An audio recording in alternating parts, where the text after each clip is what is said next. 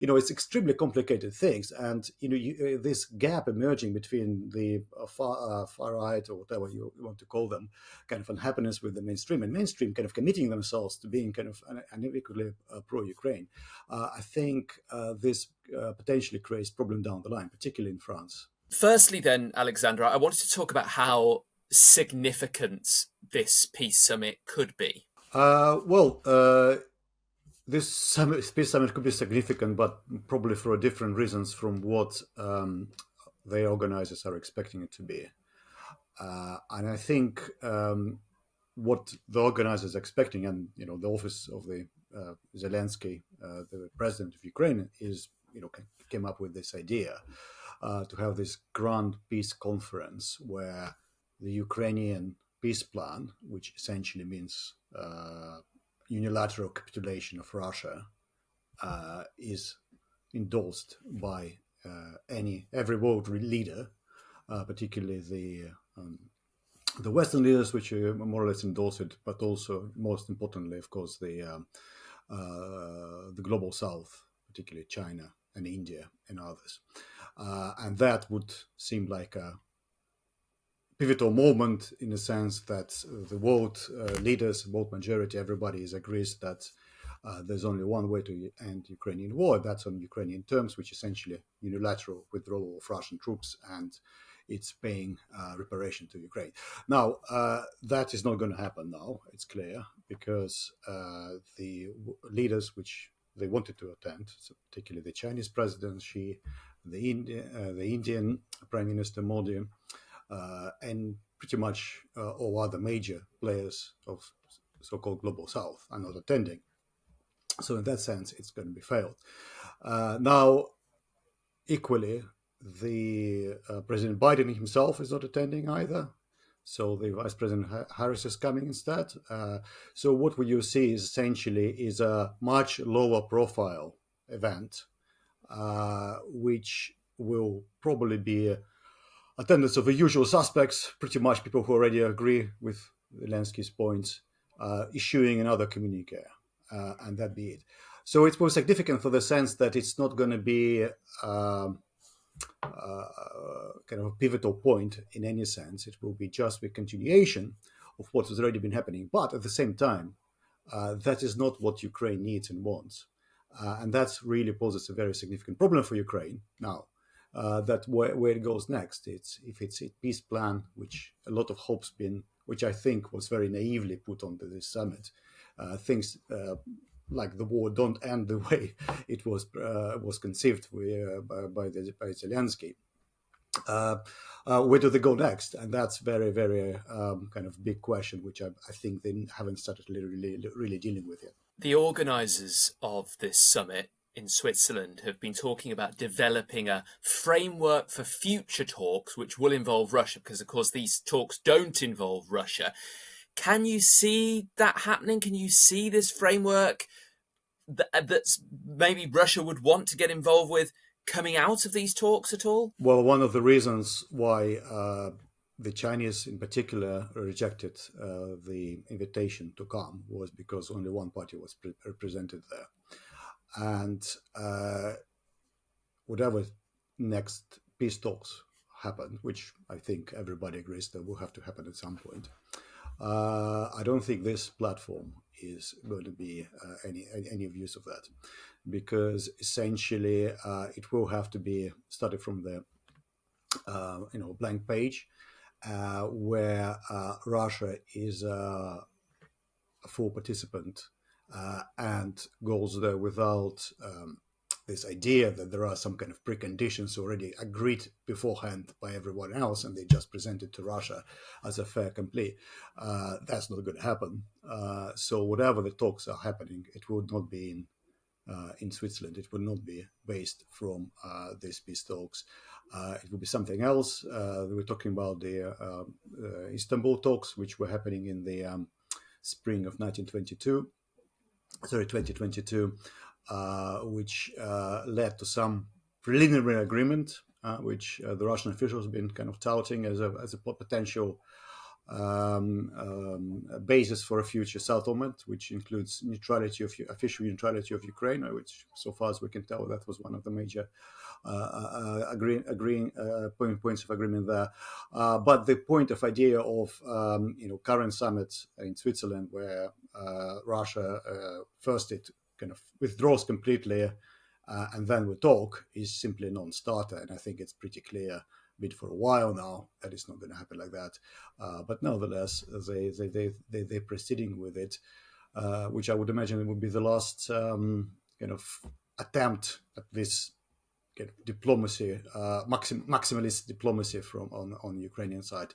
After which point they will have to, I think, deal with a more kind of concrete reality, which is not going to be as pleasant as this summit was on paper. And how do you think the talk of this summit will be going down in Russia? 90 countries joined up, all of them broadly saying the same thing that we knew they were going to say anyway. How do you think Russia will be reacting to the summit taking place? I think the fact that Chinese in particular, but also all high representatives such as India, Saudi Arabia, South Africa, Brazil, the General Secretary of United Nations are not going, will be give a lot of encouragement to Russia as well. That essentially it will be usual suspects meeting, talking, issuing communique with no consequences beyond that. Even if there are representatives of other countries, I don't think that will really make a difference. And to be honest, I mean, I always thought that it was exceptionally naive idea to begin with. Even if Modi came, or Brazilian president came, I mean, what basis would that? I mean, they're not going to force Russia just withdraw unilaterally, even if you sign the communique. The world politics is an extremely complicated thing. There's so much things that are involved. You have completely standalone competition between United States and China, for example, which is not going to go away because of Ukraine. Russia is involved in that competition between United States and China as a potential kind of Chinese ally and so forth. India has a long-term policy of non-alignment, and it benefits a lot from buying cheap Russian oil, for example, and then refining it and selling it to Europe at the premium, and so forth and so forth. So it's extremely complicated things, and just saying nice words, which and the right words is fine, but it's not going to change much. Colder reality of world politics, which I think Ukrainian leadership was quite inexperienced when they came into it. And at the beginning of the war, whenever things were very black and white, in the sense of near universal support for Ukraine, okay, maybe except some countries like China and so forth. But broadly in the way, Zelensky could go to almost any country, make a speech. It would be uploaded and received without any problem. But now, when you really need to make hard choices, when it's clear that the Ukraine cannot just win outright, even with all the Western help, things become much more difficult diplomatically. You have to become much more astute diplomat, facing hard realities rather than relying on fiery rhetoric, which Zelensky is very good at.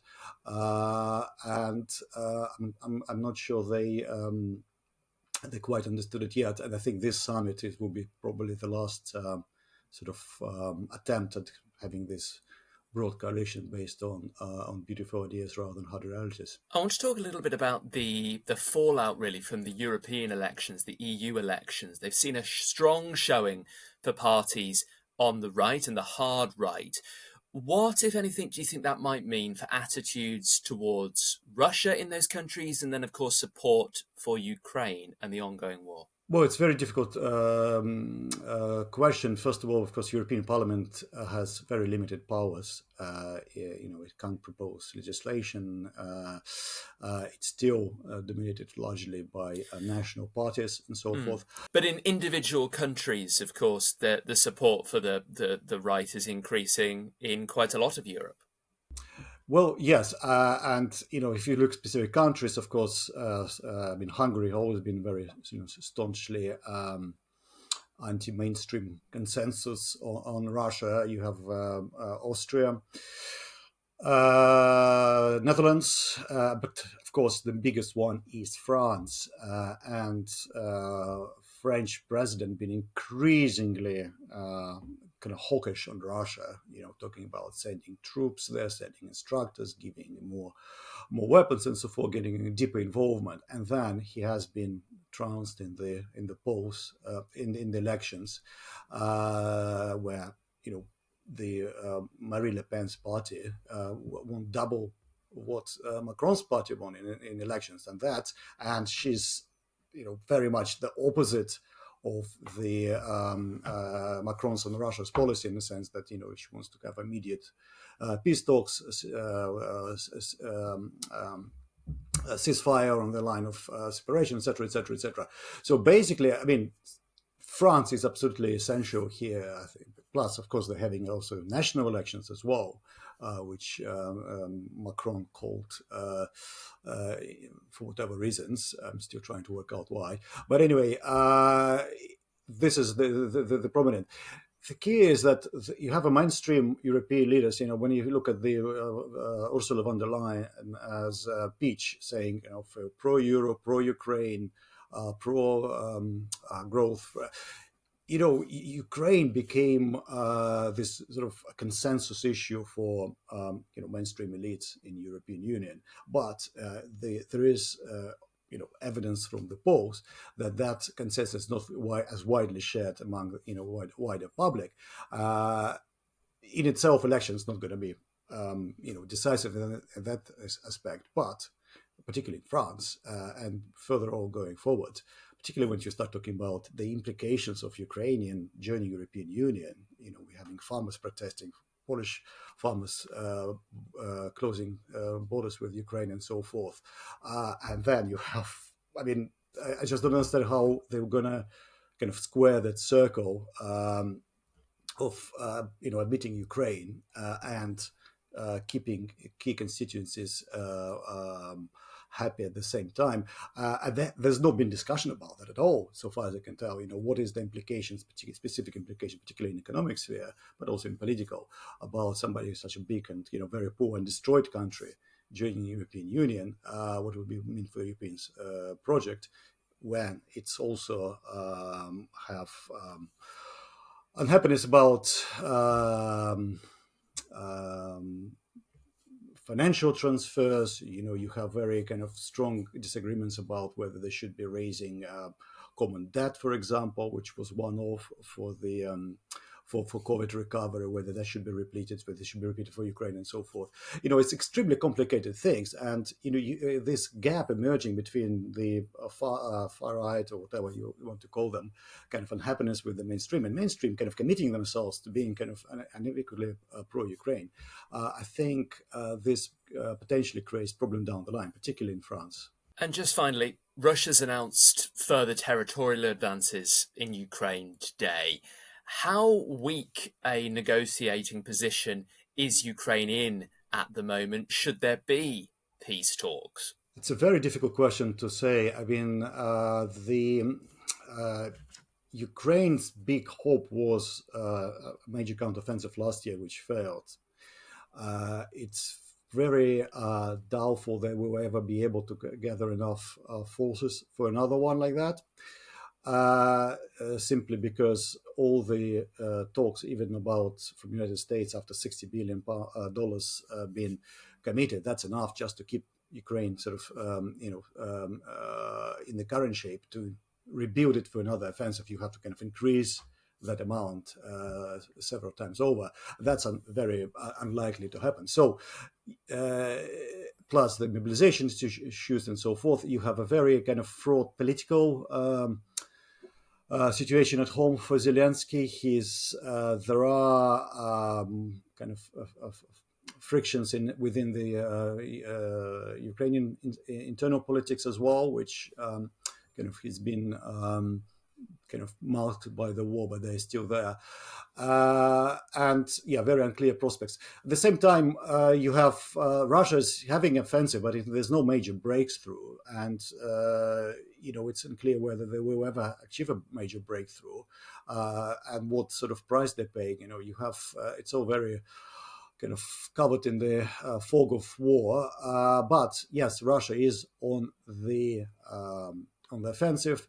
It has greater resources. Its industry, its army is getting into higher gear, in the sense that it's learning from its past mistakes. It's rearming itself. It's a very different army in terms of its kind of tactically and in terms of equipment and so forth. So yeah. Medium term, the time is not in Ukrainian side. Longer term, hard to say. But it's with Zelensky committing himself to this outright victory, and it's very hard for him would be to change the tack. So it's very difficult to see, even with all the circumstances not favoring Ukraine, and possibly having kind of soft peace talks being an attractive option for a variety of reasons, that he is actually able to go down that path, simply because he's been so unequivocal about outright victory. And that peace summit as well, it's all about endorsing this idea of Russia, outright capitulation and reparations, which is kind of his line, has been, and seems to remain. But the practical reality on the ground is not accords with that, with his vision. So I don't know how he will deal with it. We'll see. We'll see in the next, I would say, half a year, how things pan out. But yeah, it's not. There are no easy choices for them.